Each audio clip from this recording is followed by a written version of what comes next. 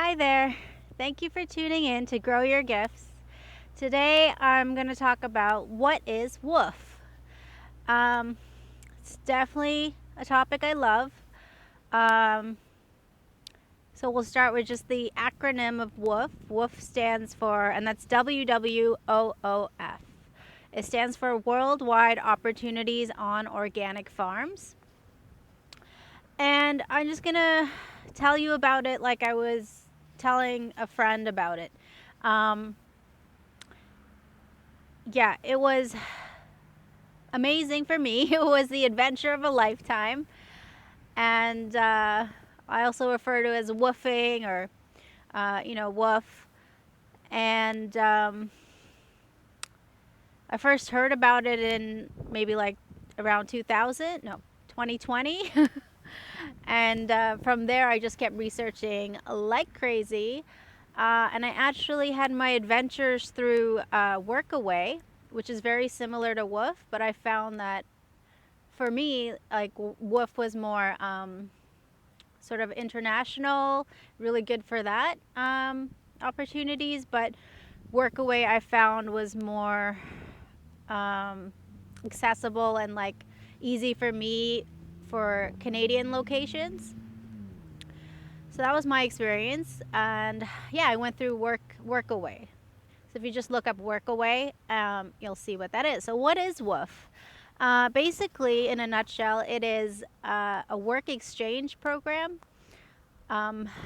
Pretty much anyone can do it if you're an adult. And you work about 25 hours a week in exchange for room and board. So you get a roof over your head, a bed to sleep in, food is provided, and you have no expenses really. So it's a really nice way to travel on a budget. Like unbelievable low monthly expenses, and you get the experience of doing different work and different types of work or things that you enjoy, and then you get all this free time, if you still have energy, to travel and go around. And there's situations where you have your own car or you don't have your own car, like, or you can use borrow their car. Like there's so much, oopsie daisy, windy today. There's so much like you can pick and choose, and depending on what you want and what you're looking for, you'll get those kind of opportunities for woofing. So yeah, it does take quite a bit of work to kind of figure out where you want your placement. Whoa, but I think it's worth it, especially with the savings. It's really worth it. So yeah, this is probably going to be like a 3-part video. I'm going to do my best to condense it. I tell everybody about woofing, whether they want to hear it or not. But no, sometimes I'm really called to tell people about what WWOOF is. I don't know what it is. It's just some unspoken thing. And, I just, I'm like a salesperson for WWOOF. Let's put it that way. Unintentionally, that's not what I set out to do. It just happened. So I'm not actually a salesperson. I'm just so enthusiastic about it. It's got its goods and its bads, like everything else, right? So yeah, let's jump right in. It's an adventure of a lifetime for me, and the good things are like the main takeaways from WWOOF that I'd like to share is traveling on a budget. So I do encourage you to have like a good amount of just in case money, like 2,000 or 5,000 Canadian, just in case for travel, for a hotel, motel, hostel. Like you never know what's gonna happen. Emergencies. It's really important to have that, just in case saved up. And maybe you never have to use it, so it's just handy. And I think you can get away with, at the most, like I think you can get away with maybe 300 a month Canadian with woofing. And that's like, buying your own personal stuff that you want and that you need. Um, I don't know. I can't think of any examples right now, but like for women, that you need your pads or whatever for your monthly period, like different things that you need that you have to buy regardless of where you are, right? So your groceries are taken care of. Your rent is taken care of. You don't have to worry about that. And this is more like snacks or like something really special that you love. I don't know, maybe you didn't pack the right socks and you need warmer socks or something. So I would say 300 Canadian or even less than that you can get away with for your monthly expenses while you're woofing. What? I mean, come on. So yeah, when I first came upon this, it just opened up like a whole new avenue for me. I really was in a time in my life where I needed to like sort of go on a vacation, but not a vacation. And I didn't have the funds to go on like a full vacation either. And I really was feeling the call to nature and to learn about sustainable practices and animals and hiking and everything, swimming in lakes and rivers and ocean, swim wherever I can swim, So all of these things were calling to me. So this was just like so perfect for me. Take from it what you will. So that's traveling on a budget. I can't emphasize that enough, how awesome that is. My mistake that I made was, I was planning to stay at the one place for 6 months. So I packed 2 suitcases. I had way too much, okay? I was way too prepared, way too much. So I would suggest travel light as you can, like one carry-on, and just layer up and keep doing your laundry. Like that's it, But I would suggest, make sure you have like your favorites, that make you your comfort items that make you feel good. Like for me, it was favorite toothpaste, favorite bar soap, favorite coffee mug. I realized having the right size and the right kind of coffee mug every day, because I just have one cup of coffee, it like makes my day. It's so, yeah, I didn't pack that, but I think that was like a must for me for next time. I definitely, you're in someone else's home and everything, and you appreciate using their dishes and stuff, but not your mug. Your favorite mug. So favorite coffee mug was important for me, and my favorite pillow. I did lug my pillow everywhere around, but my neck and my shoulders thanked me. I love my pillow, and it was easy for me to take around with my 2 suitcases, but you find a way to make it work if it's your favorite, whatever it is, items and comfort things. Or your yoga mat or whatever matters to you, find a way to like, how do I pack this, right? And another takeaway that I realized was how much I love my own company. Maybe too much, some might say. But I didn't realize that, you're always around people, and then you get this opportunity to kind of be with people and learn things from them and learn from each other, but then you get a lot of time on your own if you want it. Oh my gosh, and I love the solitude as well. I was like, oh, it was so peaceful. It was so nice. It was so refreshing and rejuvenating and all of those RE words, revitalizing. It was just awesome. I was very blessed that all the people, all the adults that I stayed with, they were clearly doing their best. They were clearly trying their best, and they all had very big hearts. So you never know. I lucked out in that way, and I'm so thankful for that. What else can you really ask for? I mean, there are pros and cons to everything where you go, and we all have our, things that we like and don't like, but yeah, that was the main thing, that um, you could feel the love. It was very sweet, very nice. And another takeaway, I'll just put this in just for fun, that I had no idea how funny I am. I mean, I had some idea, but you do forget, especially when you're around people who are always like pushing you to do your best, like whoever it is, intimate relationships, and it's almost like you feel criticized all the time.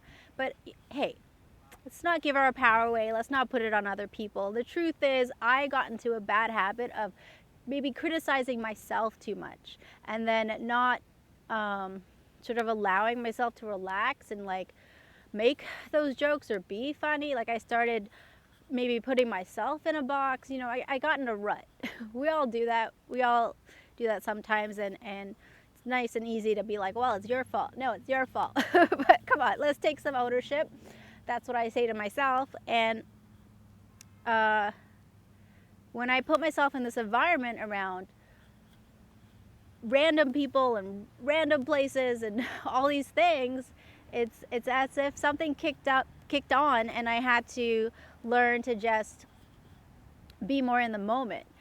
So yeah, everybody was like, wow, you are so funny. And I'm not like stand-up comedian funny. It just comes in the moment, and I can't repeat it. It's not like an act, or like it's not a bit.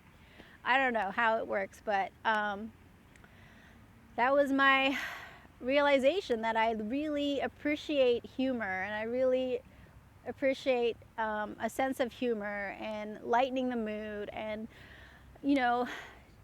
coming from an early child care setting where everything is serious and health and safety is so serious, that's become like second nature to me. So when people saw that I've never met before, they're like, oh, this girl's serious and she cares about health and safety. Okay, I don't have to worry about that. They could clearly see that, and my professionalism, my work ethic, all that good stuff.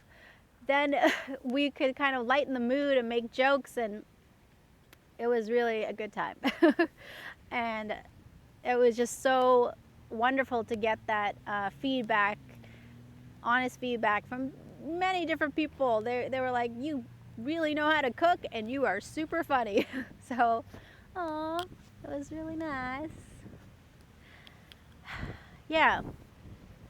So those are my major like positive takeaways. Hope the camera doesn't fly down. All right. So some cons to be wary of, is it clean up to your standards?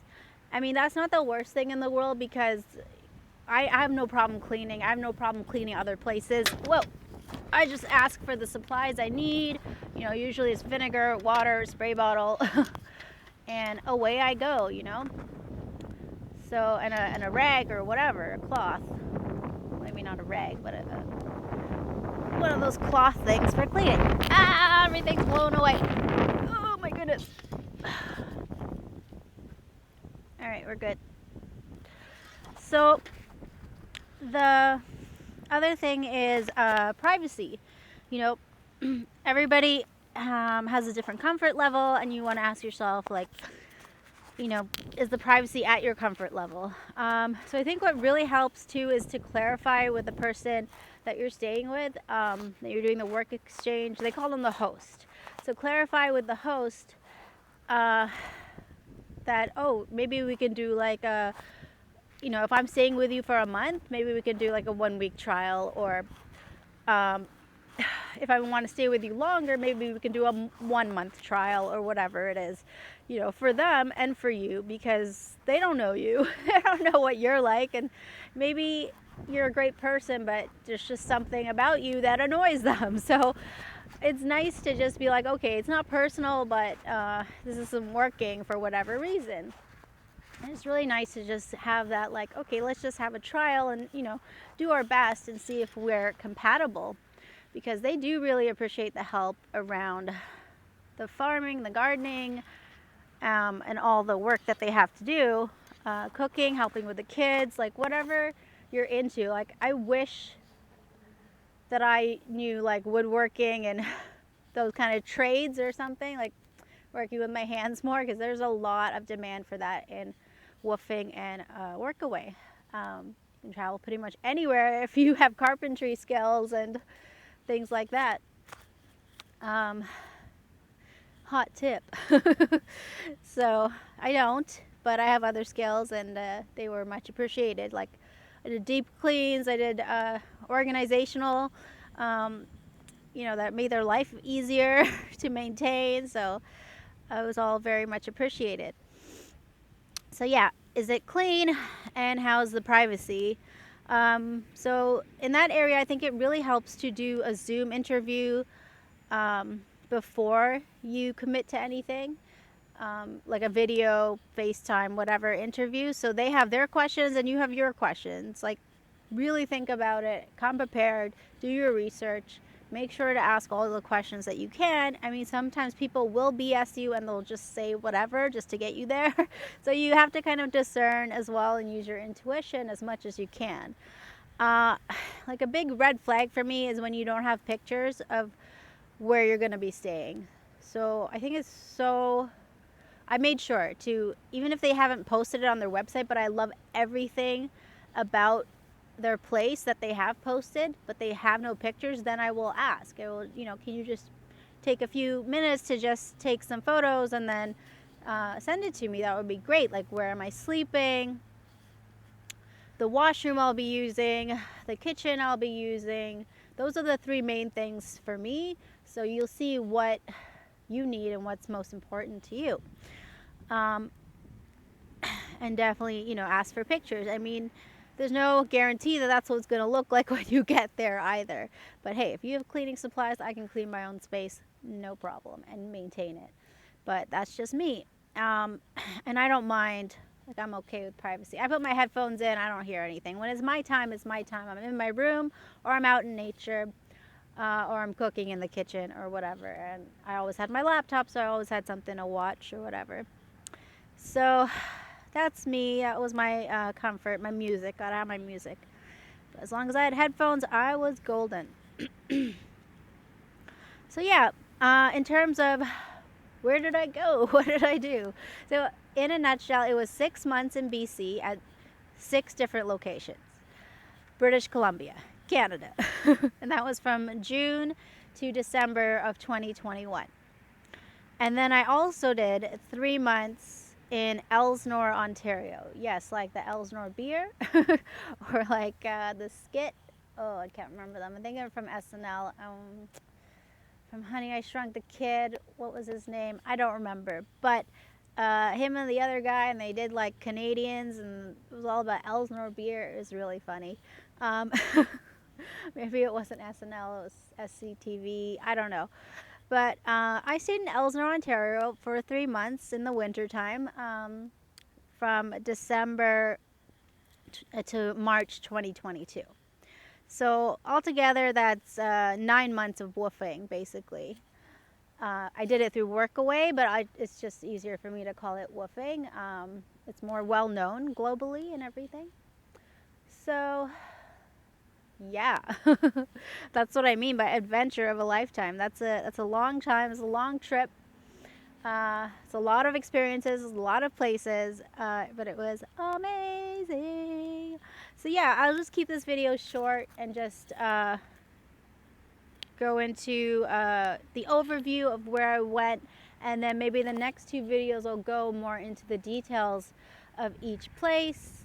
And if you're into it, you can kind of see, like, get more details based upon my experiences. So the 6 months in British Columbia in the summer, right up until the winter almost, well, November. I was there till fall. I was basically home for Christmas. So I started off in Ashcroft, which is near Kamloops. I took the plane there. I was number 1 in British Columbia. And then I went to Vernon, which is like cottage country over there. It's beautiful. Then I went, that was with a friend. And then I went to Nelson, the Slocan Valley.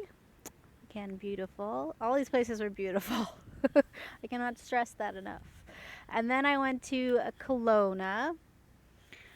And then I went to Merville, which is on Vancouver Island. It's near Courtenay. I don't know if I'm saying that right, but I like saying Courtenay. Yeah, Merville. I'm like, okay, I know I'm a mermaid, but it's a little on the nose, Merville. So beautiful. And then I went, number 6 is Hornby Island. It's a little island off of Vancouver Island, and I highly recommend checking out those islands off of Vancouver Island. I really wish I went to Tofino. It wasn't in the cards. You know, you get whatever cards you're dealt sometimes. But also, it was getting into winter, so if I wanted to do Tofino, I guess summer would have been the best time to go there. But yeah. So then I was back home for Christmas time, and then I went to Elsinore, Ontario for 3 months. So that's it. That's the gist of it, and I'll get into more details about each location. I also might include in here New Brunswick, just because that wasn't woofing, but I did work there for almost a year, and it was similar, like with gardening and farming and animals and the beach. So just to, celebrate Canada. I got to go from one coast to the other and experience what that was like. So I'd love to share that experience with other people. What it was like for me, because, I only could share that limited bit of what I got to try out. So that's it for today. Signing off. I wish you well.